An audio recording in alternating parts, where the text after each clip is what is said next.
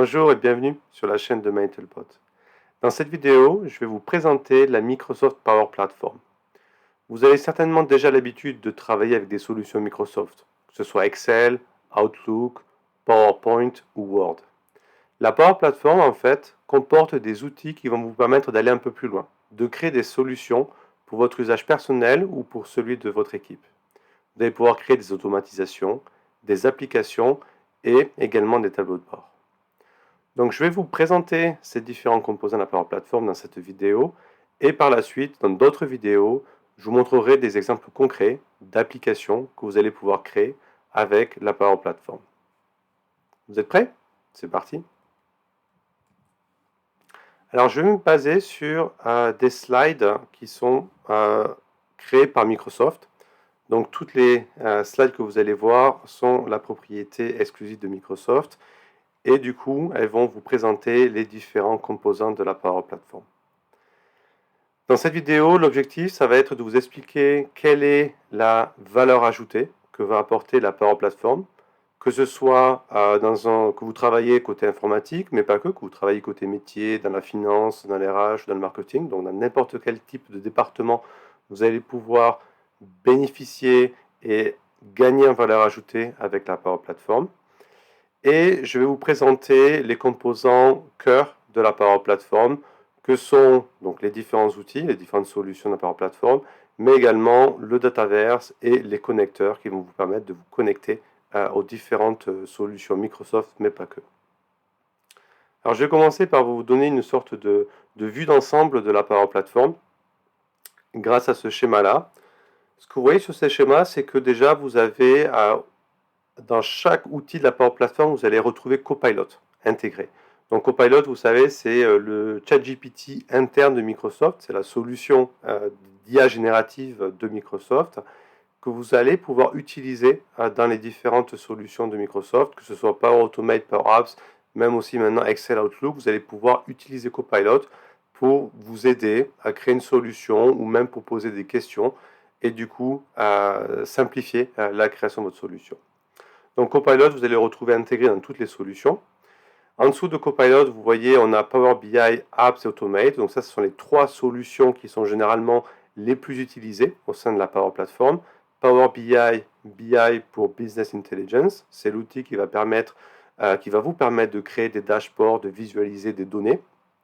Power Apps va vous servir à créer des applications que vous allez pouvoir aussi partager au sein d'une équipe.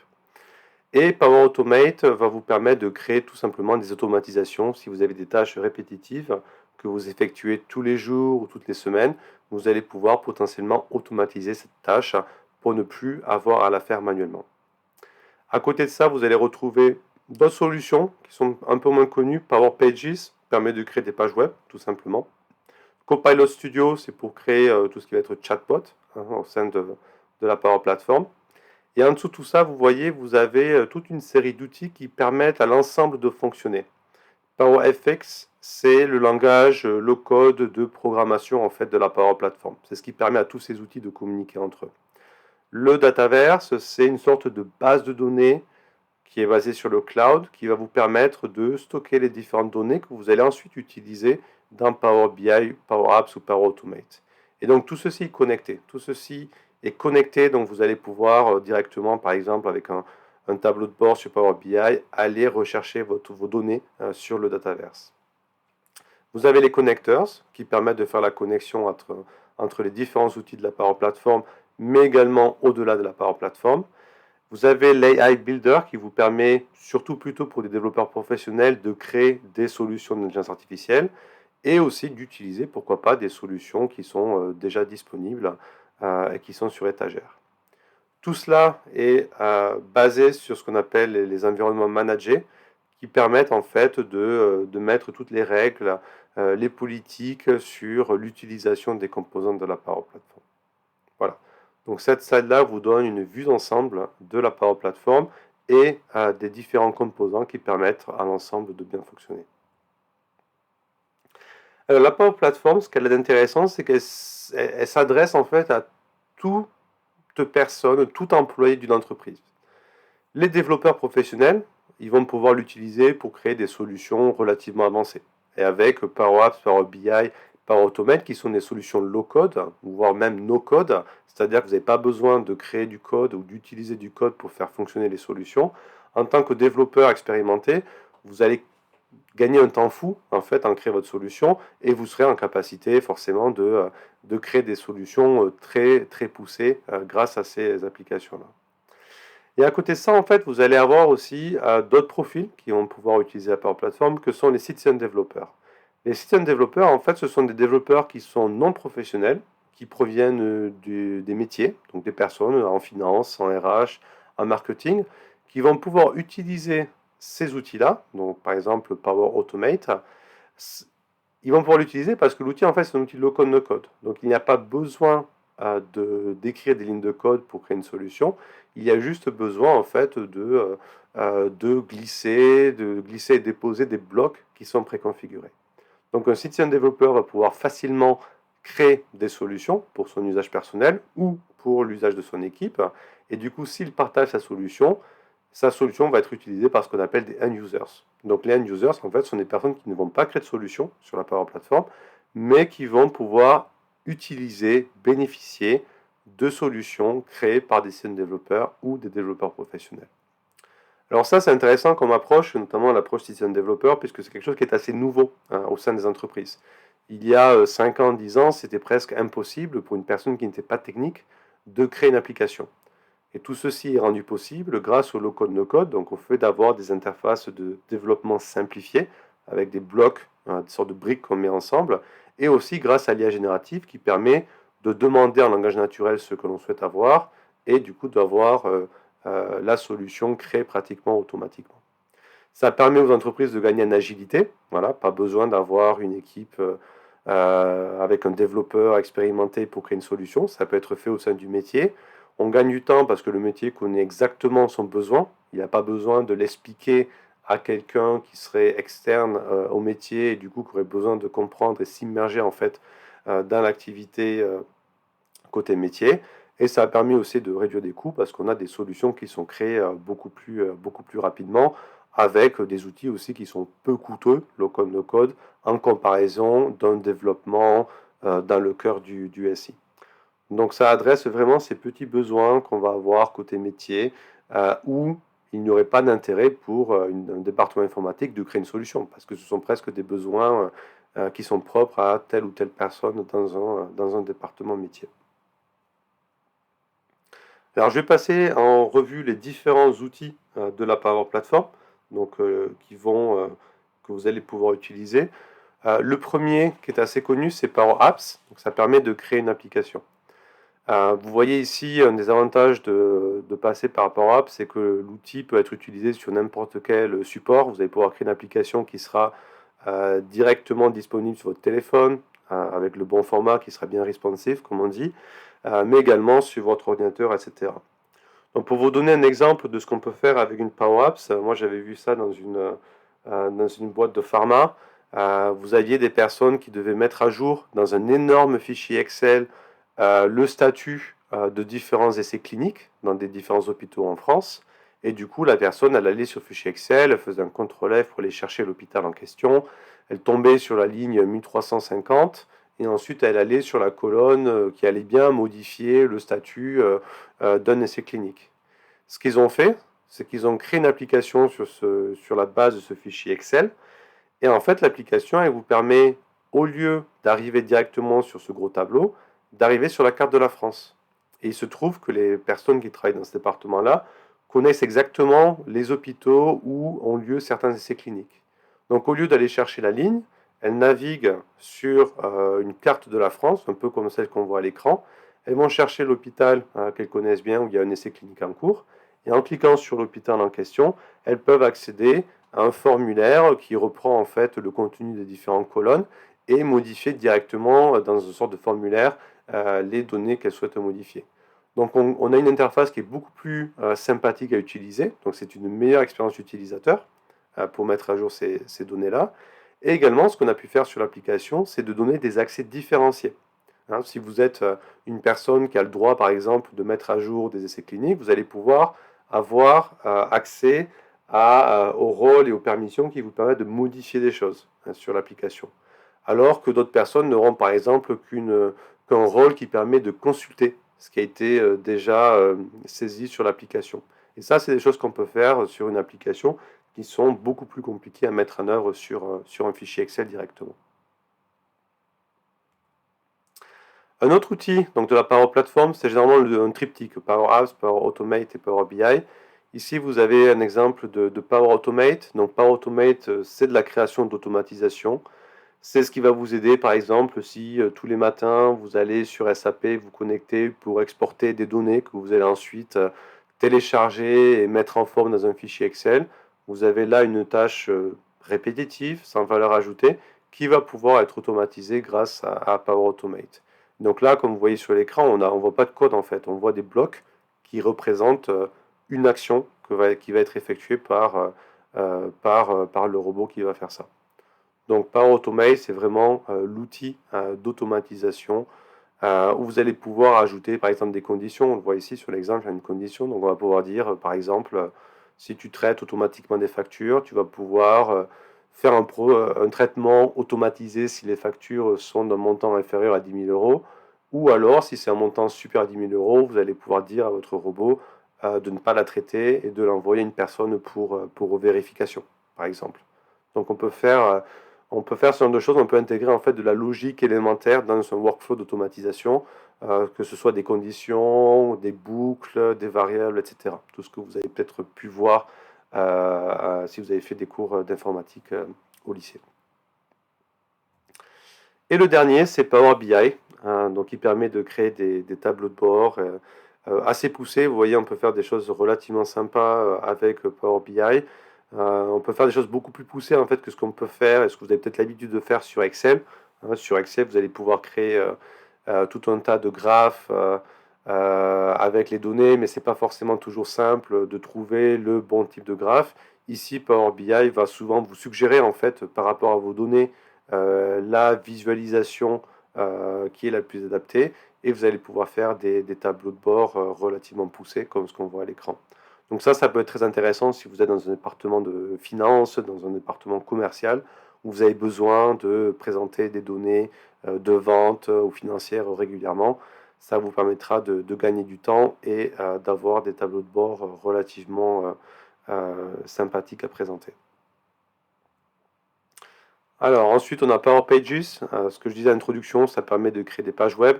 Là aussi sans code en fait, vous allez juste prendre des blocs, les mettre sur la page et du coup ça va générer la page web automatiquement. Ça peut être intéressant si vous avez besoin par exemple d'avoir une page au sein de votre entreprise qui décrit ce que vous proposez comme service dans l'équipe, mettant des personnes qui vont être les points de contact, etc. Mais c'est pas quelque chose que j'ai beaucoup vu au sein des entreprises. Mais bon, sachez que ça existe et que du coup ça peut vous permettre de créer une page web en quelques minutes et relativement simplement. Ensuite, vous avez Dataverse, et je ferai un petit focus sur le Dataverse après. Donc, ce que je disais, Dataverse, en fait, c'est là où vous allez pouvoir héberger toutes les données que vous allez utiliser avec Power Apps, Power Automate, Power BI. Ce qu'il faut retenir sur Dataverse, c'est que c'est une solution qui est basée sur le cloud, en fait. C'est une base de données qui est basée sur le cloud. C'est-à-dire qu'elle va pouvoir se connecter directement avec toutes les autres solutions de la Power Platform qui sont, elles aussi, basées sur le cloud. Donc, ça permet d'avoir une intégration relativement simple. Et comme c'est basé sur le cloud, ça veut dire aussi que pour l'équipe informatique, l'équipe n'a pas forcément besoin d'avoir toute une architecture technique avec des serveurs pour héberger les données. Elles sont directement gérées par Microsoft sur le Dataverse. Alors ensuite, vous avez PowerFX, qui est donc ce langage de programmation propre à la Power Platform de Microsoft. Bon, ça n'a pas vraiment d'intérêt de l'apprendre. Je pense qu'il est important, c'est de le comprendre, puisque vous allez peut-être être amené à certains moments à l'utiliser lorsque vous allez créer des applications. L'idée, c'est que vous compreniez en fait, lorsque vous avez une formule, ce qu'elle signifie. Et les formules, vous allez pouvoir de toute manière les demander à Copilot, qui va les générer automatiquement sur la base du langage naturel. Donc ma recommandation ici, vous avez un exemple de formule, c'est de comprendre en fait ce que ça signifie. Et si vous avez déjà beaucoup travaillé avec Excel et utilisé des formules sur Excel, normalement vous ne devriez pas être perdu la logique est relativement simple, le langage est relativement simple à comprendre. Et pour terminer, ce que vous certainement connaissez aussi très bien, c'est Teams, hein, pour tout ce qui est communication au sein de l'entreprise. Ce qui est intéressant aussi, c'est que vous pouvez directement connecter les solutions que vous allez créer dans un canal Teams ou dans un groupe de chat Teams, ce qui permet relativement simplement en fait de partager, par exemple, des tableaux de bord avec vos collègues au sein d'une équipe sans avoir besoin de basculer de Teams à une autre page web, par exemple. Donc ça, c'est vraiment l'avantage de Microsoft d'avoir tout cet écosystème interconnecté et du coup, vous pouvez donner accès à tout directement dans Teams, comme on le voit sur l'écran, où ici on a une application qui est accessible directement depuis Teams. Copilot, donc qui est l'outil d'IA générative, hein, vous allez pouvoir demander ce que vous souhaitez à Copilot, donc l'IA générative, un petit peu comme ChatGPT pour ceux qui ont déjà utilisé ChatGPT. En fait, ça va avoir, à mon avis, deux utilités principales. La première, c'est que vous allez pouvoir demander à Copilot ce que vous voulez créer. Donc, vous n'avez pas forcément besoin de vous plonger dans l'outil Power Apps, par exemple, pour créer votre application. Vous allez pouvoir juste expliquer ce que vous voulez créer et Copilot va vous préparer une sorte de brouillon d'application que vous allez pouvoir ensuite customiser. Donc là, la règle qui s'applique quand on utilise une IA générative, c'est toujours d'essayer d'être très spécifique, hein, dans ce qu'on demande. Euh, Plus on est précis, meilleur sera le résultat. Donc essayez d'être assez précis, assez spécifique dans ce que vous allez demander. L'outil ne va pas toujours, comment dire, deviner, hein, ce que vous souhaitez faire directement. L'autre utilité de Copilot que j'ai aussi vu, c'est lorsque vous avez besoin de créer des formules. Hein, c'est parfois compliqué, même sur Excel, de créer une formule du genre index match ou d'utiliser une recherche V, des choses comme ça. Là, vous allez pouvoir, de la même manière, expliquer ce que vous souhaitez avoir et il va vous donner automatiquement la formule qui va bien. Et il va même pouvoir vous l'expliquer en fait, vous expliquer pourquoi c'est ce que fait la formule qui a été générée. Donc vous allez gagner un temps considérable lorsque vous allez créer des formules. Vous n'avez pas besoin d'aller chercher sur Google une personne qui a créé la même formule et vous n'avez pas besoin de les connaître par cœur. C'est vrai que si on ne pratique pas, à un moment donné, on oublie les formules élémentaires sur Excel. Donc ça, c'est aussi le deuxième usage que je trouve très intéressant de Copilot. Voilà. Donc pour récapituler sur ce qu'on a vu jusqu'à présent, vous allez pouvoir donc au sein de la Power Platform utiliser Power Apps pour créer des applications, Power Automate pour tout ce qui est autour de l'automatisation et Power BI pour faire de l'analyse de données. Vous allez pouvoir utiliser Power Pages pour créer des websites, donc des pages internet. Et vous allez retrouver Copilot Studio dans chacune des solutions qui va être là pour vous aider, soit à démarrer, soit en cours d'élaboration pour, par exemple, générer des formules qui vont vous permettre d'ajouter de la logique dans votre solution. Alors, petit quiz hein, pour vérifier si vous avez tout bien suivi jusqu'à présent. La première question, on vous demande quel est le composant de la Power Platform si vous avez besoin de créer une page web. Alors là, je pense que la réponse est assez évidente, hein. Il y a Power Pages qui, comme le nom l'indique, permet de créer des pages web. Donc c'est Power Pages si on veut créer des pages web. La deuxième question, elle est intéressante parce que c'est quelque chose que vous allez certainement retrouver ou que vous connaissez dans votre entreprise. Vous avez des personnes qui sont un peu frustrées dans une équipe puisqu'elles doivent faire de la saisie manuelle de données régulièrement, ce qui comporte aussi un risque d'erreur. Hein. Si vous êtes dans un département RH et vous devez saisir des IBAN pour mettre à jour les coordonnées de paiement de tel ou tel collaborateur, si vous faites ça manuellement, c'est possible que vous fassiez une erreur. Hein. Donc ça a l'intérêt d'automatiser ce genre de choses. Et donc pour automatiser ce genre de tâches répétitives, on va pouvoir utiliser Power Automate, donc l'outil d'automatisation. Alors dernière question, il y a un client qui veut utiliser la Power Platform et qui aimerait bien interagir avec ce qu'on appelle une API. Hein, parce qu'une API, c'est ce qui permet de se connecter à une autre solution. Par exemple, vous êtes sur Power Automate, vous voulez connecter à Excel, vous allez utiliser un connecteur pour vous connecter entre les deux. Ou alors vous allez vous connecter par exemple à un site web public et vous avez besoin de récupérer des données. Vous allez pouvoir faire ça par ce qu'on appelle une API, une sorte de pont entre votre outil et un système ou une page web. Et donc pour cela, vous allez pouvoir créer dans la Power Platform une Custom API qui va vous permettre de faire cette connexion avec la solution que vous utilisez. Allez, on continue avec un focus sur les composants cœur de la Power Platform, donc qui permettent à l'ensemble de fonctionner. On va commencer par la manière dont ça fonctionne et la manière dont ça a certainement été mise en place au sein de votre entreprise par la DSI, par le département informatique. Donc généralement, hein, pour un développeur professionnel, on a toujours 3 environnements hein, qui permettent de créer des solutions. Lorsque un développeur va travailler sur une nouvelle application ou mettre à jour une application, il va toujours faire ça dans un environnement qu'on appelle de dev. Donc un environnement de dev qui va lui permettre de faire tous les changements dont il a besoin sans impacter tout ce qui est déjà disponible aux collaborateurs, tout ce qui est en production. Donc ça permet effectivement à un développeur de développer des changements et s'il crée des bugs, s'il y a des choses qui ne marchent plus, c'est pas grave, ça n'impacte pas ce qui est en production. Donc généralement ce qu'on a et ce qu'on retrouve effectivement dans la Power Platform, c'est 3 environnements. On peut avoir 3 environnements. Un environnement de dev où je vais pouvoir créer ma solution sans toucher à tout ce qui est déjà tout ce qui est utilisé par les collaborateurs. Une fois que j'ai créé ma solution, que ça a l'air de bien fonctionner, je vais pouvoir basculer en environnement de test. Et en environnement de test, je vais conduire tous les tests qui vont me permettre de vérifier, tous les scénarios de test qui vont me permettre de vérifier que tout fonctionne, hein, que je n'ai pas, je n'ai pas créé de bugs ou d'effets secondaires sur des choses qui fonctionnaient auparavant. Et si tout va bien, à la fin, je bascule dans un environnement de production. Et donc là, ça va être disponible pour tout le monde. Donc quand vous installez une application, quand vous mettez à jour une application sur votre téléphone, en fait, vous allez récupérer les dernières versions de l'application qui ont été basculées en environnement de production. Donc vous utilisez des solutions d'environnement de production. Donc là, ce qu'on vous dit, c'est que vous avez le même schéma qui fonctionne au sein de la Power Platform.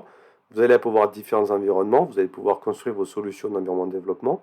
Vous allez pouvoir ensuite déployer les applications que vous allez créer dans différents environnements. Donc c'est quelque chose qui est tout à fait possible sur la Power Platform. Et c'est là où, en fonction de votre entreprise, vous allez utiliser ce qu'on appelle un pipeline de type GitHub qui va vous permettre de basculer vos solutions dans différents environnements. Mais ce qu'il faut retenir, c'est que chaque environnement est étanche en fait. Hein. Vous n'allez pas impacter quoi que ce soit si vous êtes un environnement de développement et vous allez vraiment avoir besoin de déployer votre solution pour pouvoir l'utiliser en environnement de production. Voilà.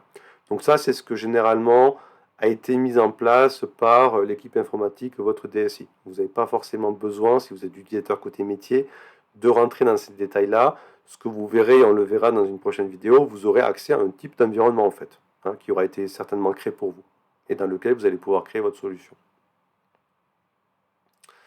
Ces environnements, en fait, ils vont être créés dans ce qu'on appelle l'admin center, donc la plateforme administrateur, qui du coup, généralement, gérée par des personnes côté DSI, côté informatique. Et donc c'est là où ils vont pouvoir créer les environnements. C'est aussi là où ils vont pouvoir avoir accès à toutes les informations sur les applications qui sont créées. On voit, ils vont pouvoir avoir les utilisateurs qui sont actifs, les applications qui sont utilisées, le nombre de personnes qui utilisent telle ou telle application. C'est une sorte de tour de contrôle en fait pour l'ensemble des applications créées au sein de la Power Platform. Ce qui est important hein, parce que vous pouvez avoir des milliers d'applications qui sont créées et pour l'informatique et même pour les départements, c'est important de savoir un petit peu ce qui se passe sur la plateforme, ce qui est utilisé, ce qui ne l'est pas. Donc tout cela pourra être fait sur la plateforme admin de la Power Platform. C'est aussi là où vous allez pouvoir définir les connexions qui sont autorisées, celles qui ne le sont pas, avec voilà, les outils tiers Microsoft ou hors Microsoft. Vous avez aussi donc tout ce qui est environnement manager, hein, donc qui sont toute une série d'outils qui sont mis à disposition pour les administrateurs pour gérer la Power Platform dans un passage à l'échelle. Notamment, vous allez avoir certainement des règles qui auront été définies au sein de votre entreprise, qui vont par exemple limiter le partage d'une application. Généralement, ce qu'on fait, c'est qu'on dit pour un système développeur, il crée une application, il peut la partager à un maximum 10 personnes. S'il la partage à plus de 10 personnes, dans ce cas, ce n'est pas vraiment une solution système développeur, puisque elle va être utilisée par un grand nombre de personnes. Et on n'a pas forcément envie qu'un système développeur il crée une application utilisée par 2000 personnes. Puisque dans ce cas-là, en fait, se pose la question de la maintenance, de la gestion. Si le système développeur il n'est pas là, qu'est-ce qui se passe? Donc, généralement, ce que font les entreprises, c'est que les applications qui sont les plus utilisées ou qui auraient un impact assez important, elles vont l'industrialiser en suivant les standards informatiques de l'entreprise. Donc là, vous allez aussi avoir la possibilité d'avoir voilà, des informations sur l'utilisation, mettre en place tout ce qui va être politique autour des données. Hein, donc, quels sont les connecteurs que je vais pouvoir utiliser, quels sont les types de données que je vais pouvoir utiliser sur la plateforme, et aussi mettre en place tout ce qui est pipeline, ce qui va permettre le déploiement des solutions d'un environnement à un autre. Alors, je vais faire un petit focus sur le Dataverse et ensuite sur les connecteurs. On terminera par là.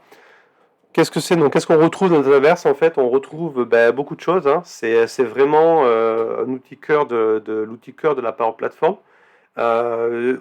qui va se connecter avec tout. C'est pour ça que vous avez ici, vous voyez, API.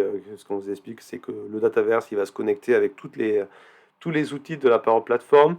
Vous allez retrouver des éléments de sécurité directement intégrés dans le Dataverse.